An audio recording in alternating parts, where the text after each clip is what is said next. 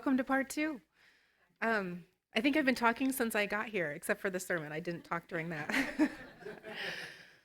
so, so I just wanted to go over some terminology that you're going to hear in society quite a bit. Whether you're in education or whether you're out there in the workplace, they are trying to make things more neurodiversity aware. So, neurodiversity is a portmanteau of neurological and diversity. So just like biological and diversity became biodiversity, this is a similar concept. So neurodiversity is the idea that people experience and interact with the world in many different ways, and there is no one right way of thinking, learning, or behaving. It recognizes that differences such as autism or ADHD are natural variations of the human brain and should be respected and valued. All neurotypes fit underneath the umbrella of neurodiversity. So neurotype. Neurotypes refer to the different ways people's brains can function, including how they think, learn, and process information. This includes both typical brain functioning, neurotypical, and variations like autism, ADHD, and dyslexia, neurodivergent. Neurodivergences are simply natural differences in brain function that contribute to the diversity of human experiences. So neurotypical is kind of what's set up in opposition to neurodivergent. Neurotypical refers to individuals whose brain functions and processes align with what is considered typical or standard in society. They do not have neurological variations like autism or ADHD, and their ways of thinking, learning, and behaving are generally what most people expect. We did have a brief conversation, Mr. Dowd and I, afterward, that maybe neurotypical isn't a thing, because we all think a little bit differently. But there's still kind of a bell curve of, there's like 2% or so over here that are learning disabled, then there's like the big 80%, that doesn't work out, must be 10%. The big 80% in the middle, that's neurotypical, and then the other 10% over here that are neurodivergent. So neurodivergent refers to individuals whose brains function differently from what is considered typical, including conditions like autism, ADHD, OCD, and dyslexia. There are a couple of others that fall under this, which is like Tourette's, and they're naming other ones underneath this as well. These differences are natural variations in how people think, learn, and process information, contributing to the diversity of human experiences. So people often conflate neurodiversity and neurodivergent, and even in speeches I've given like last year, I was doing the same thing. I was saying that I'm neurodiverse. Well, technically everyone's neurodiverse, but I'm neurodivergent. So there are a difference between those two. So I even have to go back and correct some of the things I've said before. So that's a common one that gets, like I said, conflated or misused. So if you think of it like an umbrella, neurodiversity would be the umbrella of all neurotypes, all ways of thinking, and neurodivergent is just one of those, if you think about that. Then we also conflate it with, so we go back, neurodiversity movement is an actual social and political movement that advocates for the acceptance and inclusion of all neurological variations. This one, though, is most tightly wound to neurodivergence, but it's still called neurodiversity movement. So it was coined in the 1990s, so that's why you haven't heard about it your entire life. It's just something that's coming more into the terminology that people are using.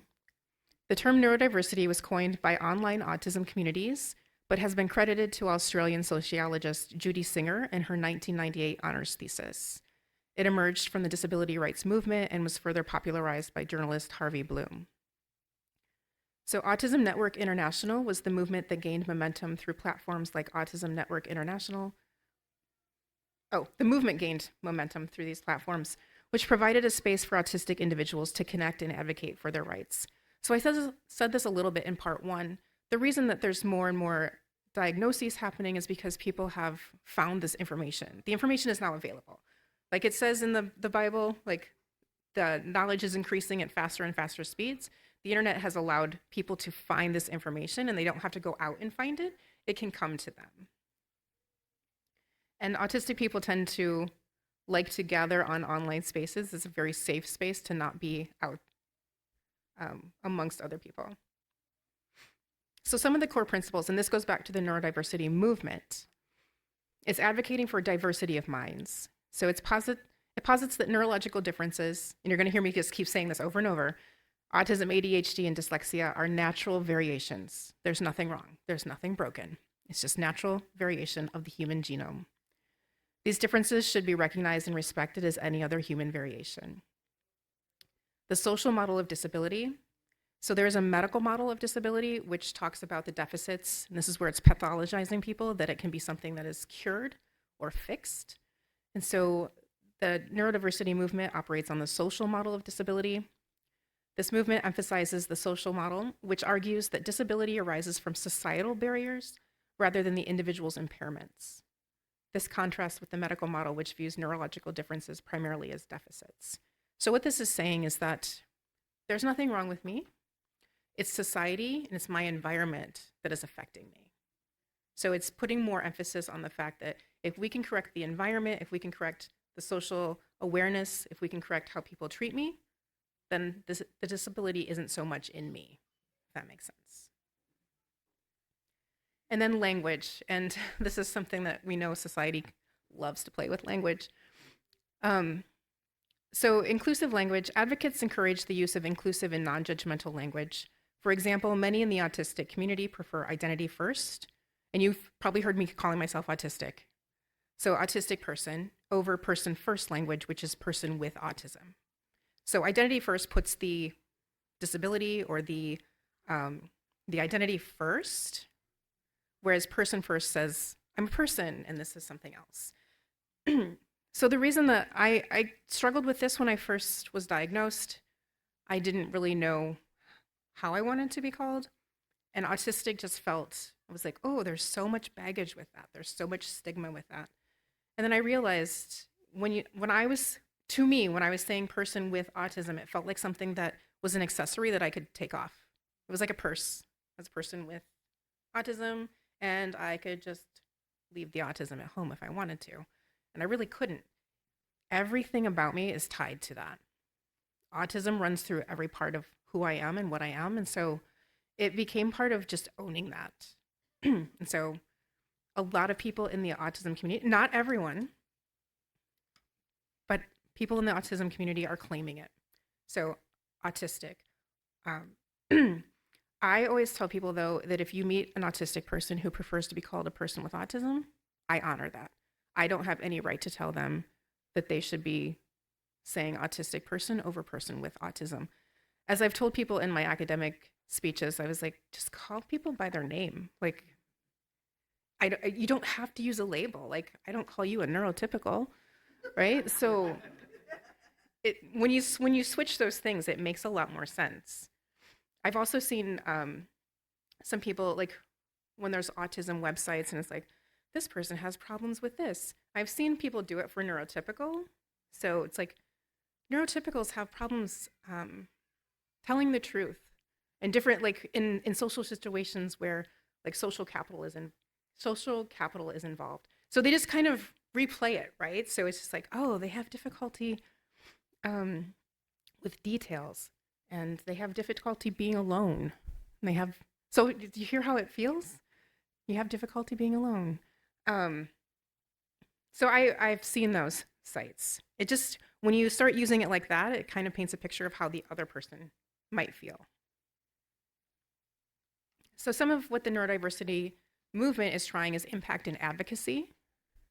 So there is self-advocacy as well. So it has empowered many neurodivergent individuals to advocate for their rights and needs. Organizations like the Autistic Self-Advocacy Network play a crucial role in this effort. I am a member of this.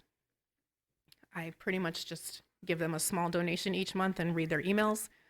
But they do actually petition the Supreme Court and different entities that are making laws. And they are trying to help autistic people feel agency and to have their rights. Because in some states, I think Illinois is one of them, people with disabilities get paid way, way less for jobs. And so they're trying to make that even be equal. So they're taking on causes like that, or that people can't get fired because they have autism. So they're trying to take on real world situations, but to give advocacy and agency to the actual autistic people. And it's led by autistic individuals. So they're working on workplace inclusion, promotes neurodiversity-friendly workplaces by encouraging accommodations, such as flexible work environments, clear communication, and sensory-friendly spaces. I know in my own job, I am having trouble with my accommodations being met, which are not difficult. I request my own office space, which most professors should have their own office when you're meeting with students for FERPA laws, but they had 3 people in my office. I can't concentrate the same way when there's other people breathing, and they have every right to breathe. So one of the accommodations, they were like, well, we can give you noise canceling headphones. And I'm like, but the person is still there. Their energy is still in the room. They're still playing with papers. There's still movement. So it's just a matter of, and there's other professors that have their own office. So it wasn't like I was asking for something that wasn't freely given to other people. What was one of the other ones? There were just several that other people were given freely, and I was asking for and being denied. And I'm like, so at some point, I'm not a litigious person. My minister and I have talked about this because I was like, help, what am I supposed to do? I'm trying to be a godly person, but they're also denying me these things that are freely given to other people. And so he's tried to help me work through this.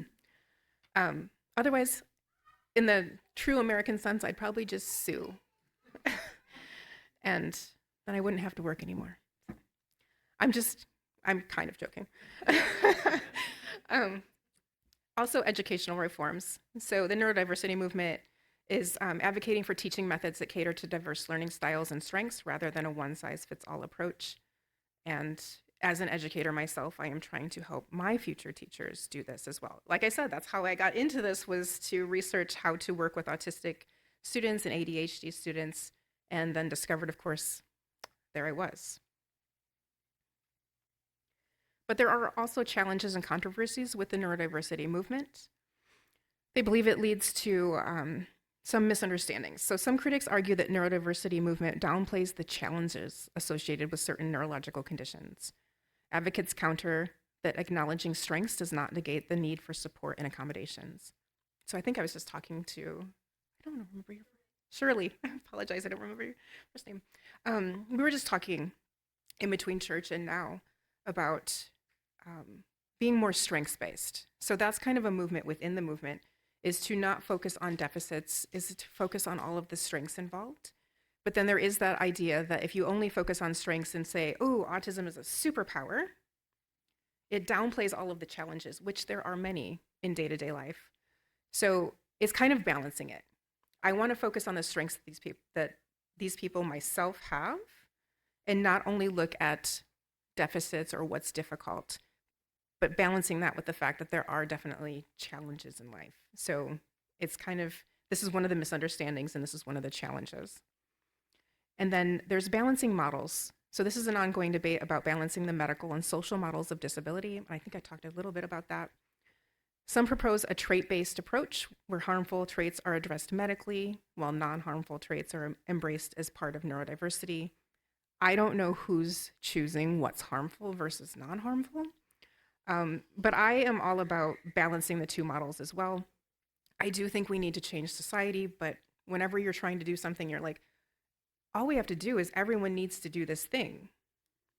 No one is ever all going to do this thing, so that's never a solution. But I want to change society's approach. I do think there are different things that make my life harder. I think I was saying to Shirley, when I'm at home, I'm not autistic. I'm not autistic there. I only recognize that I'm autistic when I go to work, when I leave my house, because everything in my home is exactly how I want it. The lights are the right, like, dimness or brightness. The sounds are ambient. My bird is singing to me. There's different things that are just set that way. It's when I go out into an environment that I haven't controlled, that's when I recognize, oh, maybe I don't fit here, or something's a little bit off.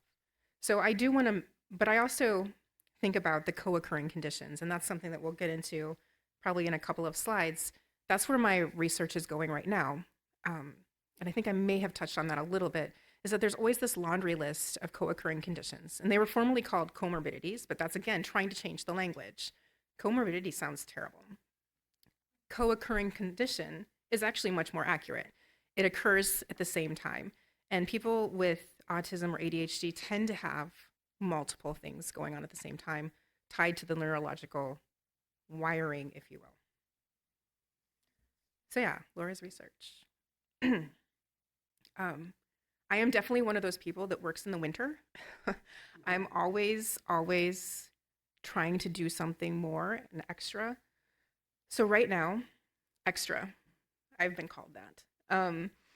So right now I'm working on a solo autoethnography, and I've called it a flamingo among penguins. So I want you to visualize what that looks like, right? Penguins all the same level, all in black and white. They all look the same. You can't tell one from the other. And one pink flamingo standing right in the middle of them. I talk about this in chapter 1 to kind of set the whole book up, is that I've always felt like a flamingo among penguins. I was a bird, but I wasn't like the other birds. I had a beak, I had a tail, I did all of the things, but I wasn't like the other birds. And that ties the bird hyperfixation in, right? So, but I thought the visual, so I'm hoping that's what they'll put on the cover of the book, but I'm going to also, so each chapter the first chapter outlines kind of everything about my autistic being. And then each chapter takes one of those and really breaks it down, but ties it to a specific bird type as well. So each chapter will start with an illustration of the bird that I do, and then it will have a story from the bird's perspective, a creative writing, and it will tie into different aspects of autism. So in one of them, I talk about my sensory sensitivities, and I call that the canary in the coal mine. I talk about my selective mutism, and I tie that to the mute swan. I talk about echolalia, so I talk about the mockingbird. Sorry, I didn't plan on thinking about this. Let's see. What were some of the other ones? Oh yeah, my hyperfixations was parakeet. Thank you. Somebody was listening. So there's 10 chapters. Each one ties to a bird, and each one ties to a very specific aspect of autism. And I just try to make it very relatable. So this book is academic. So there's a lot of like jargony things, but they're like, this is bigger than academia. So they also want to do it as a trade book. So to the masses. So I'm balancing academic speech with everyday speech. And it's been fun because that's a challenge, and I always like to go exactly for the challenge. And since writing one book isn't enough, I'm doing a second one at the same time. But this one's edited, so that means that I'm having other professors tell their stories of how they've navigated academia. I want them to talk through the same things I'm talking about, like, how did I lead myself toward that? What were the things that I did? How does my neurodivergence affect academia both positively and negatively? Like, there are certain things about being autistic that really help me in academia, whereas there are certain things that really kind of challenge me. So each one of them will do their own chapter, and then I will edit all of those and bring it together into one volume. So it'll be multiple stories in the one. So I'm doing that at the same time that I'm writing my own story. I am also a member of the Beckman Institute. This is a major hardcore science institute on campus. And I think I mentioned this a little bit before. This little art teacher walked over there and said, hey. So one of the grants that we're working on right now, so it's out for review, we don't know if we've gotten it or not, is with the US Department of Defense. I am working with a neuroscientist and a geneticist and cell and developmental biologist, and we are looking at how to reimagine by re-imaging autism. So that's what the brackets mean. It's both re-imaging and reimagining autism. I brought to them the idea that I think, well, they know it's neurogenetic, that autism is neurogenetic. So I was just thinking about the RNA, so ribonucleic acid.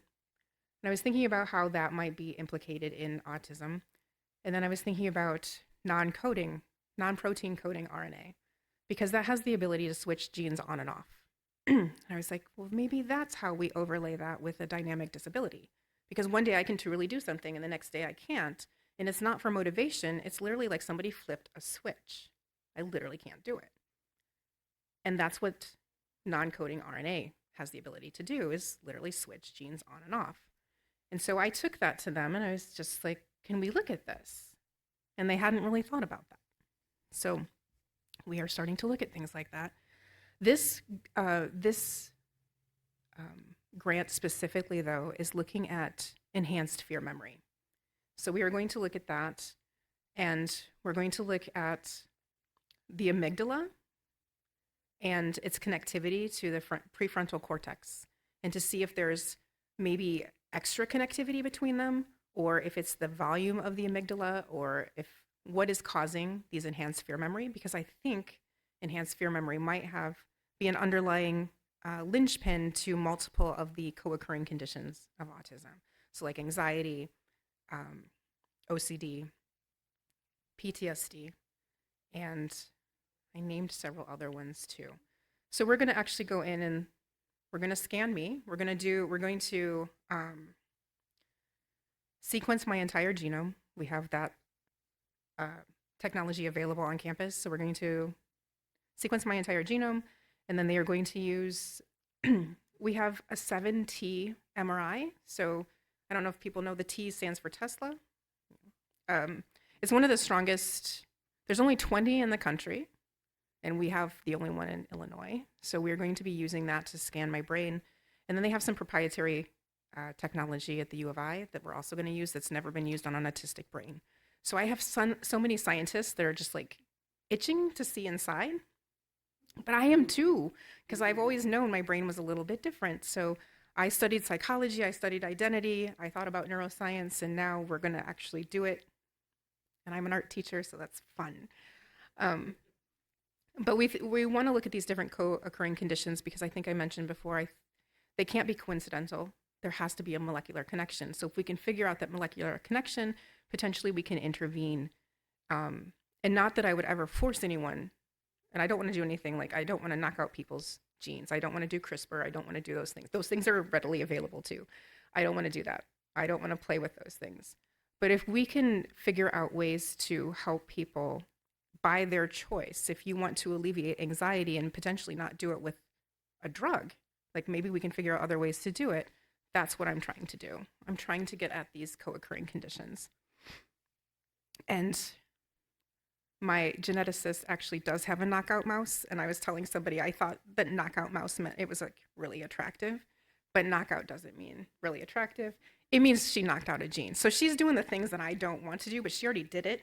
So I'm like, well, maybe we should just make your mouse mean something. So she thought she gave the mouse learning disabilities, and she gave it enhanced fear memory. So we have an enhanced fear memory mouse already created, so that's why we can actually use it to look at the similarities of gene expression in the brain.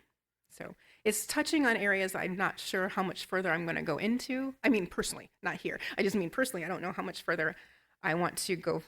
But since she already had it made, I'm like, let's make your mouse a star. Let's figure it out. Because if that little mouse can help millions of people, I want to do it. But not only autistic people, but if we can figure out PTSD, we can help veterans and anyone else that has PTSD. So it may actually be it might be incredible. And I love the idea that this all just kind of came together. Although I don't believe in I don't think things just come together like that. I do think God has a hand in leading some of the ideas that I've had, because again, my background is in art, and I'm going to scientists and just saying, hey, have you considered this? And they're open to it. And that gets to the next one. So this just literally happened Tuesday of this week.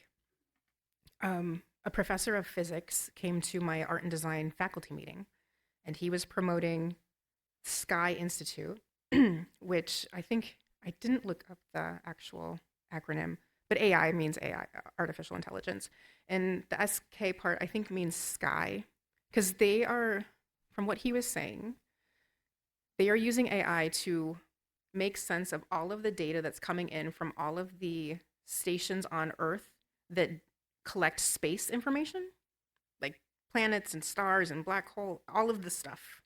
I'll just call it stuff, sciencey stuff. And they're using AI to make sense of it. But he was promoting collaboration. He's like, if you can figure out some way that you would like to work with astronomy and AI like come to us, which was pretty open-ended, and I kind of thought he didn't really fit there. Because as artists, I don't know how most people were kind of thinking unless they were going to draw pictures of stars. I don't know what he was expecting. But I had been thinking about something for a long time, and so the next morning I wrote to him and I was like, well, I've been thinking for a long time that I think the movement of the stars and planets as a complex system. I'm wondering if the genes, the neurogenetic expression of genes in an autistic brain might mimic that. Or if we can look at one, can we understand the other as complex systems? And I used AI to organize my thoughts, so it sounded much better than what I just gave you. And I sent it to him, and he probably was impressed that I used AI to, of course, initiate that. And it, of course, made me sound exceptionally smart. And he wrote back within an hour, and he's like, this is fantastic. He's like, I will cancel meetings to meet with you, which set a new expectation of how I want emails answered. I will cancel things to meet with you. And so I wrote back and just said, great. So we are meeting next week. He is going to, as he said, socialize my idea to astrophysicists and AI engineers. And I told him I would reach out to geneticists to see if we can actually do something. And part of it for me is that I believe God created all of these systems. And we can see fractals in different areas of nature. So these ideas repeat because God created all of it. And so I haven't gotten to that point to the scientists yet, but I'll be like, I think this because God created both. I hope they're sitting down when I bring that up. But I honestly think that there might be an overlap with the way that the stars move, or the way that we perceive them moving because of the Earth actually moving. And stars and planets are affected by gravitational pulls, by outside influences, but they also have their internal energy. And I'm just wondering if it might be similar, because I've been saying that because autism expresses on over 800 genes. So that's why there is no one autism gene. They found at least 800 where it expresses. And so that's why and then it depends on how I should think of the words to use. The expression can look like cascades is what they're getting at. And I was saying it could also maybe potentially look like a constellation. Like it's not going to be a linear thing. It might be something that looks like what we consider constellations of stars. And so when I was using that word, I'm like, I don't think I'm using that inappropriately. And that's why I've always thought that potentially the way that stars move in the sky may very much be how the genes are moving in the brain. And like they're lighting up in certain times, they evolve, like their location moves at different times through development. And so anyway, I've got people excited in the last couple of days about considering overlapping the idea of how we understand space with how we understand the autistic space. So you might hear about me in the news. Hope it's good. How many of you have heard of Temple Grandin? Okay, good. So Temple Grandin is one of the most famous autistic advocates out there. She is autistic. There's a movie about her on HBO titled by her name. She is a professor at Colorado State University. She got her PhD at the U of I. So she's kind of a big deal in the autism community. And I invited her to campus, and I created this UIUC Autism Research Panel. So there's an arrow, it's pointing to me, that's me. And she's the one in the middle in the red shirt. It's also the screen that shows her up close as well. And so I went around, I just tried to find anyone doing autism research on campus. And I wanted to get people from very different disciplines. And so I found, myself from art and design, and I was doing a phenomenological study. So that just means I'm talking about my lived experience. It's a big word. I was just talking about my life. The guy that's sitting first next to me, he is in integrative physiology. So he is looking at Fragile X, which is an extreme form of autism. he's using mouse models. I almost passed out in his lab from him explaining it. I didn't even see a mouse. He just told me what he does. And I'm like, wait, are they alive? And he's like, well, yeah. And I'm like, and I told him I needed to sit down. And he's like, oh, good. I was going to show you the mice next. And I'm like, no. So anyway, he talked about his research. The lady next to him is in speech and hearing science. So she was talking about the co-occurrence of Down syndrome and autism, which is something that hadn't been considered before. If individuals had Down syndrome, that was just kind of where they left it. But now they're finding that many people with Down syndrome have autism as well. Like I said, the lady in the middle is actually Temple Grandin. And then the other lady she's from psychology, and she actually runs the autism clinic. So she trains psychologists to diagnose autism. So she talked about that. And the last two are part of my science team. So the first one is the geneticist with the little mouse, and the last one is the neuroscientist who's going to be scanning me in the MRI. But what was unique about this, that the vice chancellor of research for the entire campus came to it and sat in the front row. And she was talking about how this was transformative for the university because I brought together researchers from every different point of view, but we were looking at one concept. And she's like, no one's really done that. So she still talks about it to this day. We got some press coverage and different things, and an article was written about this. So this was one of those, and you can't see, but this auditorium was massive, and it actually sold, like we had every seat full, and they allowed registration to go a little bit over that too. So that was a little intimidating when it was a full auditorium. So those are the kinds of things that I'm trying to do. I also speak nationally and internationally. I just spoke, where did I just speak? In Albuquerque, New Mexico, I spoke, and Minneapolis, and San Antonio, and Turkey, and now I guess I'm up here too. But I just try to speak in different places, and I also do autism speeches from very different perspectives. So Mr. Dowd and I went back and forth a little bit, I mean, not back and forth like an argument, but about how to actually frame this one, because I framed it so many different ways. Sometimes I'll do a lecture that is completely just about one aspect. I have done an entire 50 minutes on social camouflage, because that's such a reason for individuals to not be diagnosed, but also for people to kind of overlook the challenges that they are facing or any accommodations they might need. So one of the things is that people don't like the idea of high functioning, because high functioning means you don't need accommodations. But then low functioning means you have no agency, which neither is true. So that's why we're trying to eradicate some of that language. There are different times I need accommodations. They may not look like somebody else's. I've done some shorter writings, and I was talking to Shirley before this, and she's like, that might be interesting for you to read. So it's a really short, but it talks about how we can think about neurotypes as different operating systems.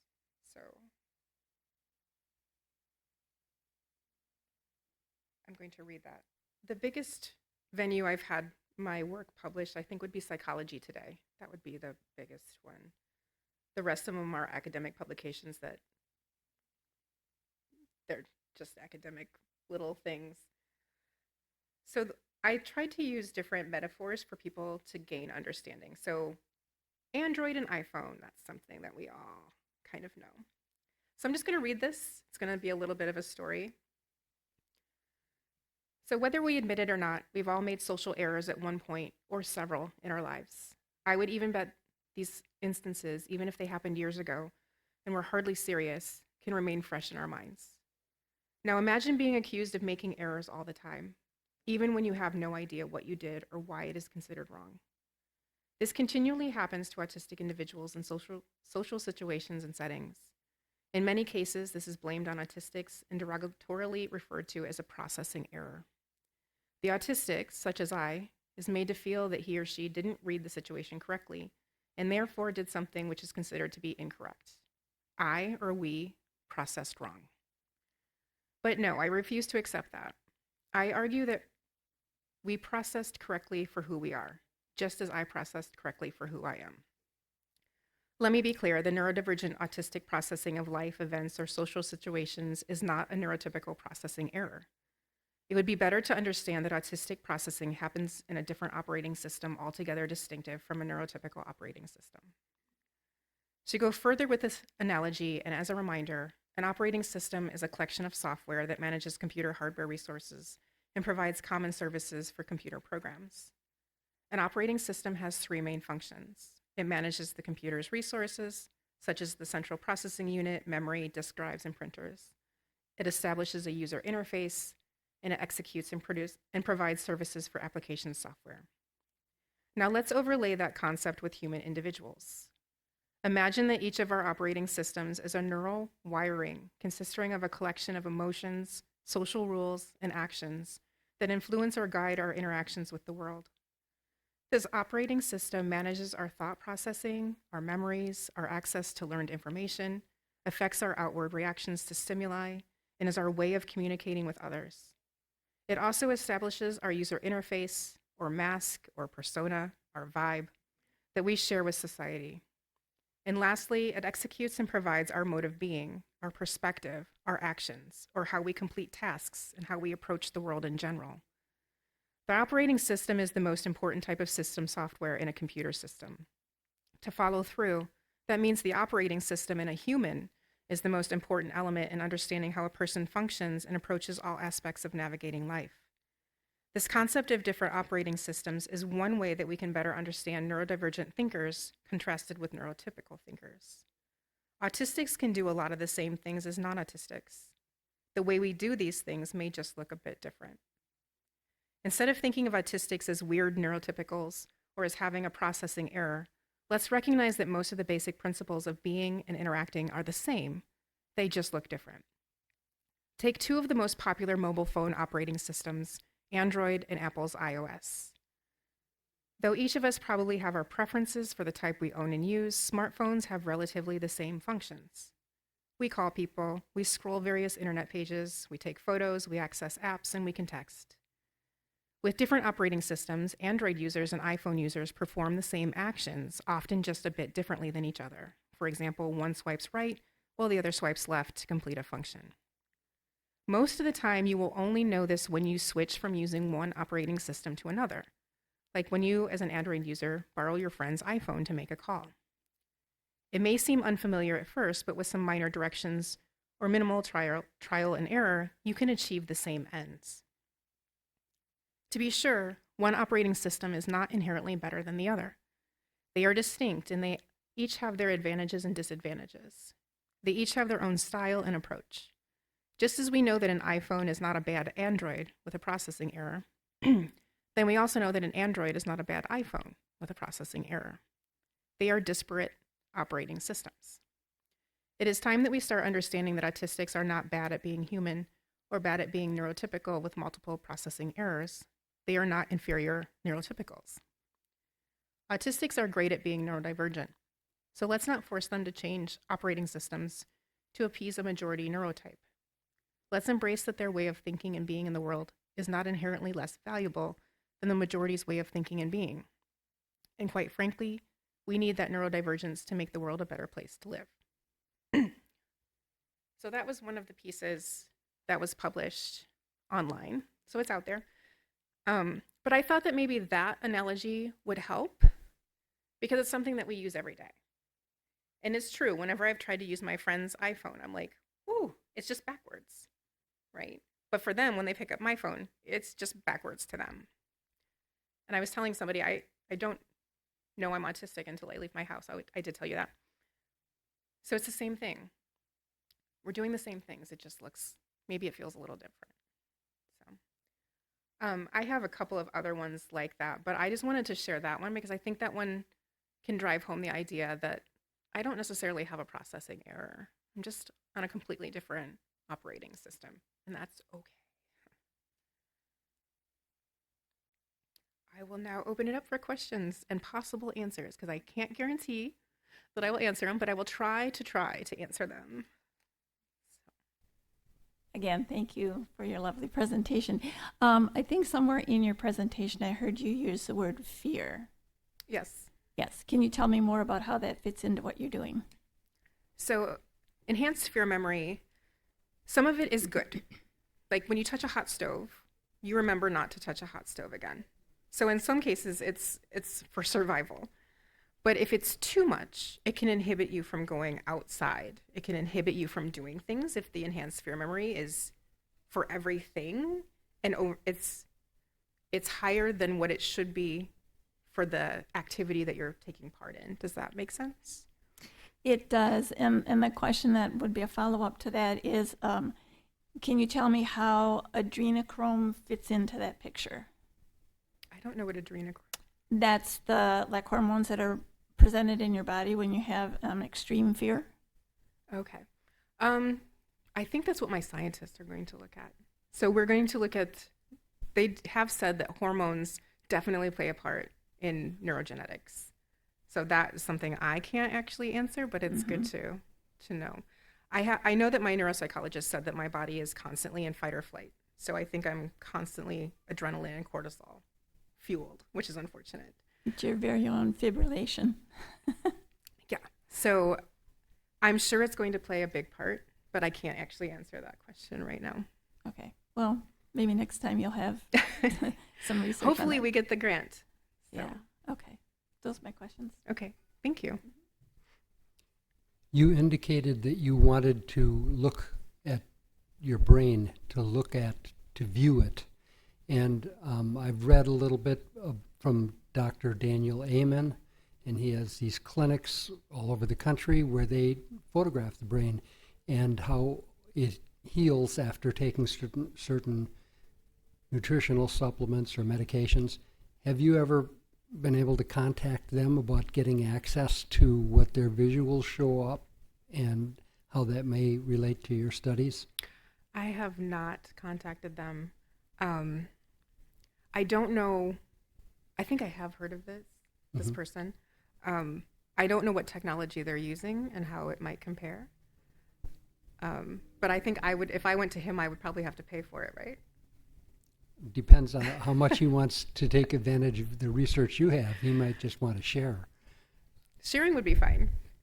If I have to pay to get my brain scanned, I probably wouldn't do it. With this, that's why we're putting in a grant for the Department of Defense, because then they pay for all of the research being done. We just have to actually do it, but they pay for it. Okay. Well, he has a book, he has a lot of books, but they have pictures of the work they've done. So if you wanted to look at his books, you might get an idea as to whether or not that's something you would want to look into. Okay. Thank you. Thank you. Yeah.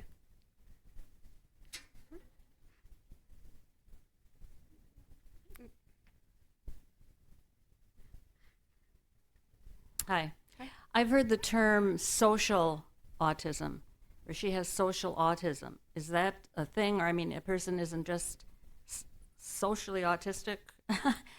I haven't heard that term.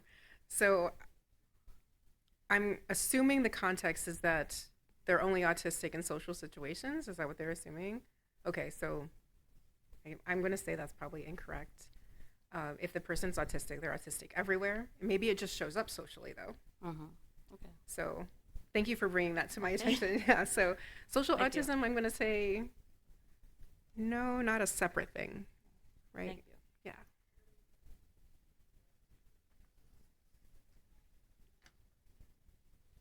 Thank you for your presentation.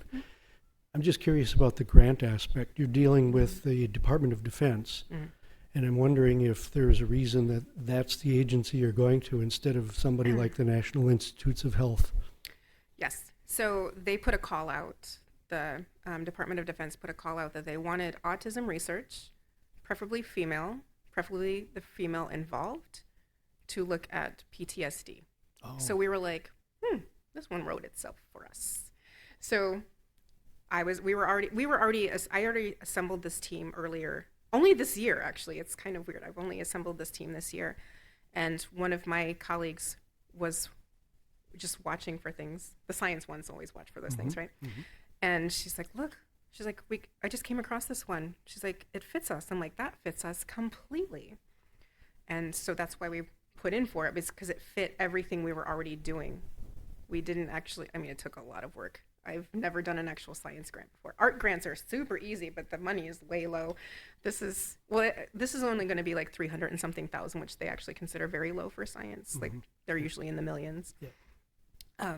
So we're going to do this, and I consider this research kind of a proof of concept. If we can prove that we're seeing what we think we're seeing, then I think we can actually lead into like NSF grants and NIH. Yep. Because autism is starting to be something, they weren't doing it before, they weren't touching it. Like I think NIH wasn't touching it. And now they're starting to. So it's continually building year after year, because before they were like, we're not going there. And so that's why we did Department of Defense, was specifically because we thought it was written for us. And I could go back to, so when I was showing you Temple Grandin, my colleagues didn't want to be part of the panel because we didn't have results. Because that's in science, you talk about results. And I was like, oh, well, what about the process? That's an art thing, right? And I'm like, can't we just talk about the process of how we came together? Because we're such an unusual team. And they were like, oh, I don't know. Like, what do we talk about? And I'm like, the process. Like, we talk about the process. Like, let's talk about how we came together. I was like, I'll lead. Then you can just talk about what you do. This is going to lead back to you. So I started talking about how I had this idea, and I went to this person, and that person told me to meet that person. And I just kept following up and meeting all these people, and we came together. And then when we got together, we started brainstorming. And so that was my part of the presentation. Then my geneticist came up. She's like, I have this mouse. I knocked out its gene. I thought it was going to create learning disabilities, and what I did was create enhanced fear memory. And Temple Grandin is like, you made a fear mouse? She's like, you made a mouse of me. She's like, my amygdala is 4 times the size of a normal person's brain. And so she hyperfixates on this little mouse. And my colleague was like, had never considered the tie of enhanced fear memory to autism. She hadn't thought about it. She was just thinking about her mouse. And so from that one statement from Temple Grandin during this research, just saying, you made a mouse of me, then this Department of Defense grant came through, like the call for papers or proposals, and we were like, we should follow up on this fear mouse thing, which we named it fear mouse, but so that's how it kind of came together. And I don't know that I believe in like serendipity like that. I'm like, this feels like it's just coming together like purposely, like these things just keep being laid out in front of us that weren't there before. So that's why it's Department of Defense. I'm treating it as a proof of concept so that we can get the bigger stuff. Thank you. Yeah, thank you. Ooh, from online, okay. Yes, I have 2 questions from online. The first is, do you know many people with autism who have difficulty walking because they've walked on their tiptoes at an early age? And this asker said that her daughter was diagnosed with autism at about age 5 and always walked on her tiptoes and still has problems walking or standing for too long. So actually, walking on tiptoes is one of the indicators of autism. I haven't really, I try not to watch autistic people walk, like to make them feel like they're walking different, but I can see where it would be. It is one of the indicators. It doesn't necessarily mean that everyone with autism is going to walk on their tiptoes, but it is a strong indicator of autism. So, but I haven't met, at least the people have told me that they have struggled with it. So. The second question is, a recent subfield within biblical studies is disability studies. What do you think good theology or biblical studies that incorporate neurodiversity looks like?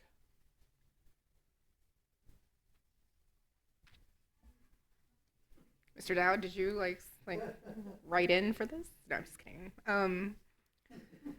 So they're saying disability studies is a subunit of theological studies? Oh, that's nice. I didn't know that. I think it goes back to the idea that God creates human variation. And I feel like my neurodivergence has really helped me be in the church. I can't prove that, but it's something that I feel. And I just think that you're gonna, oh, okay. I thought you were gonna answer for me, which is totally fine. Yeah, thanks. First, I didn't know disability studies was a subunit of theology studies, but I think it should be. But I do think that God creates human variation. And I don't know that he would call some of the things that we call disability, I don't know that he would call them disabilities. I think he would call them different abilities. And I think it's part of our learning experience. There were people in the Bible that had different ailments and different things and different disabilities. And I know that there were autistic people in the Bible too. You can just, if you read through, you can just see some of the, I don't know how many of you would want to like overlay that and actually like be like, oh, wait a minute, what? But I think there were definitely autistic people in the Bible. So I think it's just something that has been around forever. We've just called it different things. I don't know that God would actually call autism autism. I don't think he would label it that. I mean, I think it comes from a Greek root word meaning auto, like self. And I don't know that I think of myself a lot. I'm kind of in my thoughts a lot because it's safe there, and I love thinking about big things that most people don't talk about, but I wouldn't say that, I don't know that God would call it autism. I just think he'd be like, that's Laura, right? That's so-and-so, that's so-and-so. I have to think about that more because, again, I didn't know that was a subset, but I think it's about time it was. Did you want to have a question? You're not going to help me out. You're just going to ask another question. Okay. No, I'll start by saying I agree with your statement. I think God has allowed, if that's the right word, us to be different for that very reason, to bring different strengths to the table. Society likes to label things and pigeonhole people and do different things. So I'm encouraged by a direction that's happening in the culture at large, in that we're looking at these things in a different light. So to that end, my question would be, as a group, as a congregation, as a church, what's the takeaway you would want us to have from the information you've given to us to better interact with members, to better interact with those God would be calling? What would you like to see done better?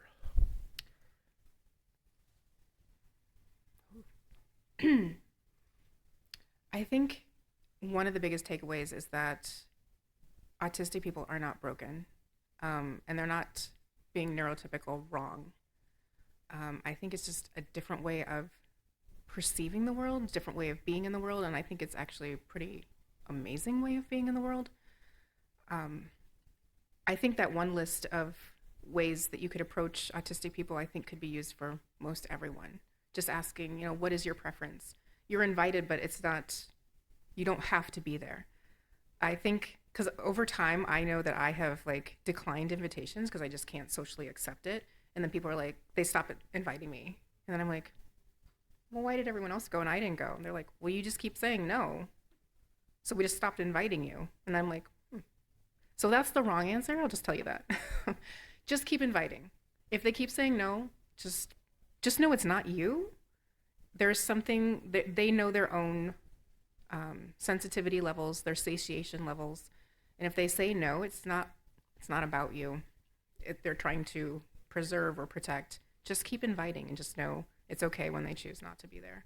So I think that's probably something, is just helping people feel a sense of belonging. I mean, we're going to need that more and more as the world gets worse and worse. We're all going to need a place where we feel like we actually do belong. And so maybe that's where we need to start. It's just, we all deserve to be here. God called us to be here. We all have something going on, right? I wouldn't call any person normal. I don't even know what that means. I don't know who actually gets to choose that word. If you're in God's church, society has already deemed that we are not normal. So welcome to the club. So I would say, think about how you want to be treated. Do you want to be invited? Do you want your preferences to be like somebody to ask you, like, oh, would you prefer roast beef or turkey, right? So it's just asking people what they prefer and giving people space to have that preference too. With that. Any last questions? Okay, we have two.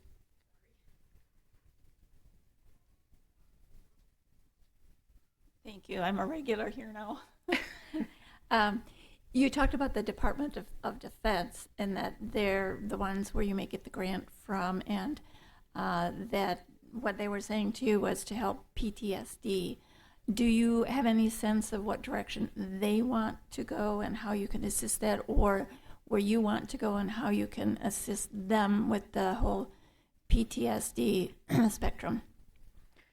So I think, first of all, we want to prove whether or not there is any kind of connection between, like, what it is about the amygdala and the prefrontal cortex, and whether it's connectivity or whether it's volume issues, like maybe the amygdala really is larger, and that's what's causing this enhanced fear memory, because that's where fear resides, the amygdala. And so even figuring out maybe the underpinning of where this is coming from, because then if we can do that, then we can start looking at interventions. And I don't really want to go to the pharmaceutical route. I don't play in that area because I think that God has also created solutions for everything naturally. And even, I think the reason he wants us to study and meditate is because those are also healing factors of different things too.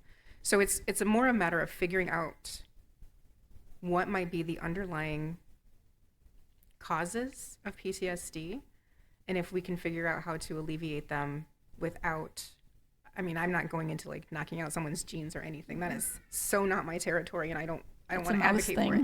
Yeah, it's a mouse that thing. poor little mouse. I'm like, isn't that mouse scared of you anyway, and you had to enhance it? So it's really kind of figuring out whether or not what we're even thinking is a viable way of thinking. And then from there, I think it could expand into how we actually go forward with it. So it's much more right now just figuring out if we're even right about, my hypothesis is connectivity, whereas the other, like Temple Grandin was like, we can assume it was volume because she's saying her amygdala is actually 4 times bigger. So you're saying that connectivity is between the physiology and how autism presents? Is that what I'm hearing you say?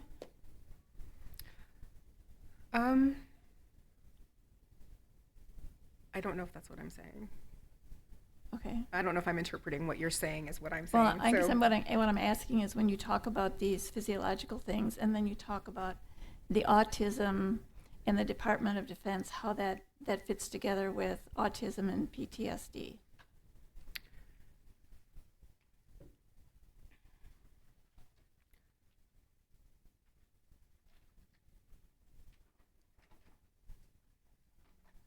I think I would have to think about it. Fair enough. Okay. I'll give you my number. You can Well, no, I won't call you. I'll give text you my me. email. No, you can text me some little moment Yeah. because that would be interesting for me to know where your Yeah. thinking is going, because that's one of the things you're really good at is having your quiet time and thinking. So something might come up that's Oh, it will. It's Yeah. one of those when people give me a question, I'm like, and when I actually say I'll go home and think about it, I will literally go home and think about it. Yeah. Because it's one of those where I have to process what you said versus what I want, what I know, and what I want to answer you. Exactly. So, Perfect. yes. Thank you. Yeah, of course.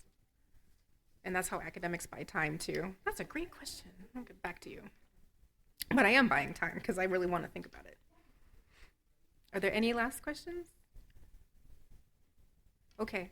So my contact information is, I'd rather you went through my personal email. So if you would like that, you can just ask for it, or Mr. Dowd, I would be fine if you gave them my personal address.